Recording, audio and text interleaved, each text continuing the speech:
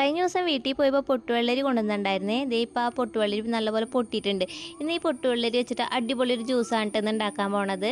പിന്നെ ഞാൻ കഴിഞ്ഞ ദിവസം വീട്ടിൽ പോയിട്ട് പാടത്തൊക്കെ പോയിട്ടൊരു വീഡിയോ ഇട്ടുണ്ടായിരുന്നില്ലേ പൊട്ടുവെള്ളരി വിളവെടുക്കണേൻ്റെ. പിന്നെ ആ വീഡിയോ കാണാത്തവരുണ്ടെങ്കിൽ ഒന്ന് കാണണേ. ഞാൻ ആ വീഡിയോൻ്റെ അടിയിൽ കൊടുക്കാട്ടാ. പിന്നെ ദേ ഇതിൻ്റെ ഈ തൊലിയൊക്കെ കളഞ്ഞിട്ടേ ഈ മാംസം മാത്രമായിട്ടുള്ള ഭാഗം ഇങ്ങനെ എടുക്കാട്ടാ.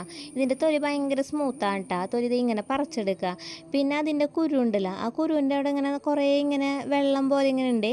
ആ കുരു നമുക്ക് ഇതുപോലെ ഇങ്ങനെ എടുത്തിട്ട് അരിച്ചെടുക്കാം കേട്ടോ. അത് കഴിഞ്ഞിട്ട് ഇതേ മധുരത്തിന് ആവശ്യമായ പഞ്ചസാര ഇട്ട് കൊടുക്കുന്നുണ്ട് കേട്ടോ. എന്നിട്ട് ഇതേ ഇതുപോലെ നല്ല പോലെ ഒന്ന് കുത്തിയെടുക്കണ്ടേ.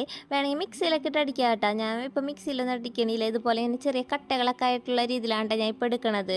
അത് കഴിഞ്ഞിട്ട് ഇതേ കുറച്ചിങ്ങനെ ഏലക്കായ പൊടിച്ചത് ഇങ്ങനെ ഇട്ട് കൊടുക്കണ്ടേ. ഏലക്കായ പൊടിക്കല്ല, ചതച്ചത് ഇങ്ങനെ ഇട്ട് കൊടുക്കുന്നുണ്ട്. എന്നിട്ട് ഇതേ ഒരു പിടി തേങ്ങയും കൂടി ഇങ്ങനെ ഇട്ട് കൊടുക്കുന്നുണ്ട് കേട്ടോ.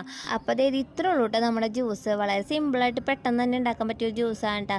അപ്പോൾ പൊട്ടുവെള്ളരി കിട്ടുകയാണെങ്കിൽ എല്ലാവരും ഇതുപോലെ ഒന്ന് ട്രൈ ചെയ്ത് നോക്കണേ. വേനൽക്കാലത്ത് കുടിക്കാൻ പറ്റിയ അടിപൊളി ജ്യൂസാണ് കേട്ടോ പൊട്ടുവെള്ളരി.